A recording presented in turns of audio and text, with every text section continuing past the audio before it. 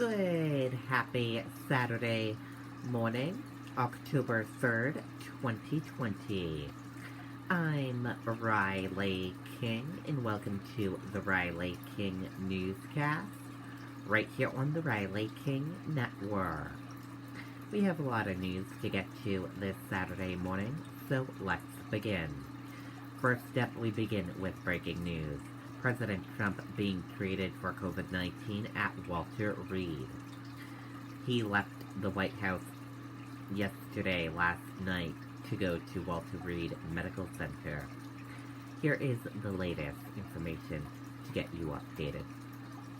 The White House said President Trump will spend a few days at a military hospital after contracting COVID-19. The physicians to the president said Trump started reservoir therapy, is not requiring any supplement oxygen, is doing very well.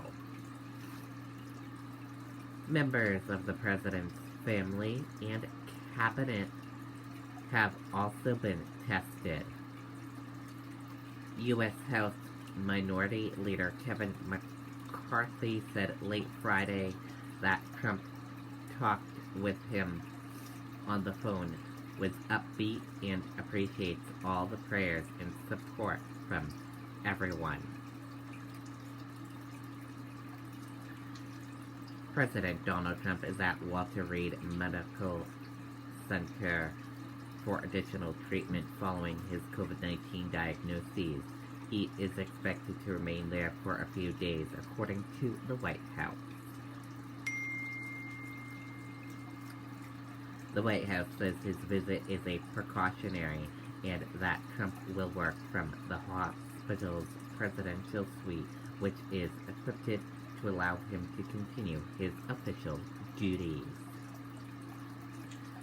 Trump walked out of the White House Friday evening wearing a mask and gave a thumbs up to reporters, but did not speak before boarding Marine One. Members of the aircrew, Secret Service agent, and the White House staff wore face coverings to protect themselves from the president on board the helicopter. In a video message posted to Twitter, Trump thanked those who sent him well wishes to him after his diagnoses. He said, "I'm thankful. I'm doing very good and very well, but I'm going to Walter Reed to make sure things work out," he said. Trump later tweeted that he thinks it's going well and said thank you to all. The White House press secretary released a statement by Navy Commander Sean Cullen, the physician to the president, late Friday, that said he consulted with specialists at Walter Reed and Johns Hopkins University and recommended Trump to be moved to Walter Reed. Collins said the president has introduced reservoir therapy, completed his first dose, and is resting comfortably. The physician also said Trump is not requiring any supplement oxygen and is doing very well.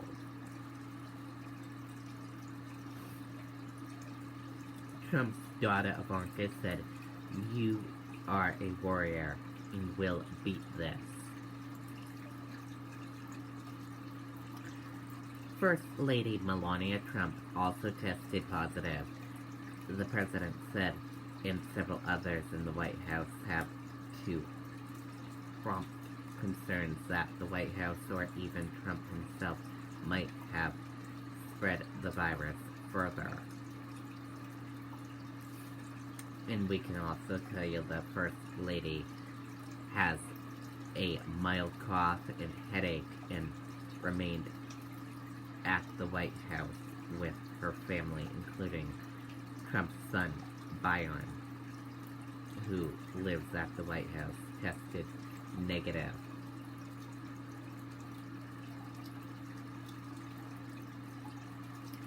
And we will keep you updated on all of this situation as this whole thing continues and unfolds throughout the coming weeks.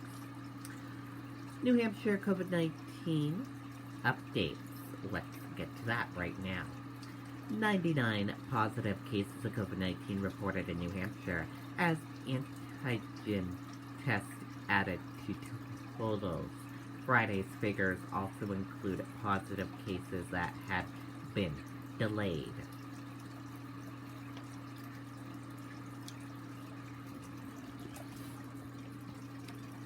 Here is a look at coronavirus in New Hampshire.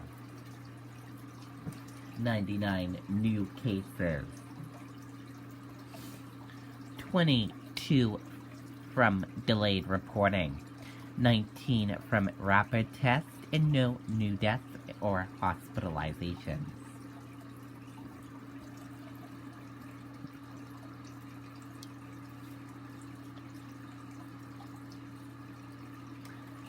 New Hampshire health officials announced 99 new positive test results for COVID-19 on Friday, but some of those cases are from test results that had been delayed and others from a newly kit that they started using. New Hampshire COVID-19 pandemic information, graphs, and case data. Let's take a look at that right now.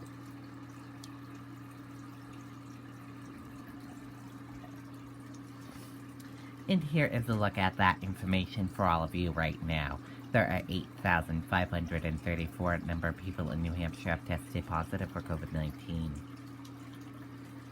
7,325,715 number of people in the United States have tested positive.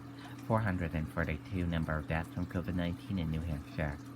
43 number of deaths from COVID-19. Number of people have been hospitalized with COVID-19 in New Hampshire. Sorry about that. What? And 208,520 number of deaths from COVID-19 in the United States. And now let's take a look at this map of New Hampshire where current cases of COVID-19 are. Manchester 54. And let's take a look at this map of New Hampshire where total cases of COVID-19 are. Manchester 2082. And now let's take a look at these three charts here. Let's start with the first chart here. New cases each day in New Hampshire. In the purple, daily new positive COVID-19 cases. In the orange, new hospitalization. And in the red are the deaths. And let's take a look at this chart here. Current cases in the purple, total current COVID-19 cases. And in the orange, current hospitalizations. And let's take a look at this chart here. Total cases. In the purple, total positive COVID-19 cases. In the orange, total hospitalization. Red, death, and blue, recovered. And let's take a look at this chart here. Age group of cases, female and male of cases, and risk information. And let's take a look at this chart here. Infections, hospitalizations, and deaths. And let's take a look at this chart here. Deaths, percent of New Hampshire population, race/ethnicity of cases, in hospitalizations. And a reminder, your common symptoms: fever, lack of smell, cough, difficult breathing, chills, nausea, vomiting, and diarrhea. How it spreads, and prevention tips. And be sure to stay with the Riley King Network for the latest of your COVID-19 information. Allies of Trump in New Hampshire say they're confident he'll recover from COVID-19. Lewandowski says the president will still find ways to connect with voters. Let's take a listen to that video from WNUR News 9, Adam Sexton.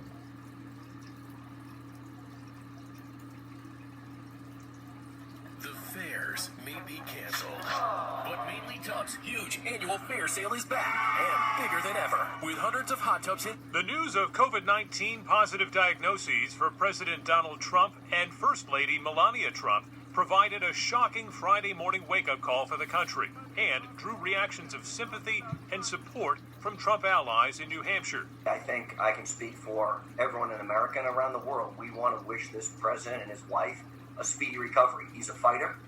This will not deter him from continuing to do his job. He has all the resources necessary to continue to be our President of the United States. Corey Lewandowski, Trump's original campaign manager, says the president will still find ways to connect with voters. State Rep Al Baldessaro says he believes the president will make a speedy recovery. I was kind of shocked at it, but the president's a tough guy. He'll handle this. Governor Chris Sununu expressed New Hampshire's well wishes for the president and First Lady and said these positive tests are a stark reminder of the dangers of COVID-19. This virus is very real and can hit anyone at any time. A lot of the precautions that the president and the White House took, one way or another, this virus has a way of breaking through at times. And so, again, around this state in particular, wear your mask, maintain the social distancing. So now the entire nation is essentially in wait-and-see mode. This virus obviously takes time to overcome, but for now, Gene, Trump's closest allies in New Hampshire believe he's going to power through this.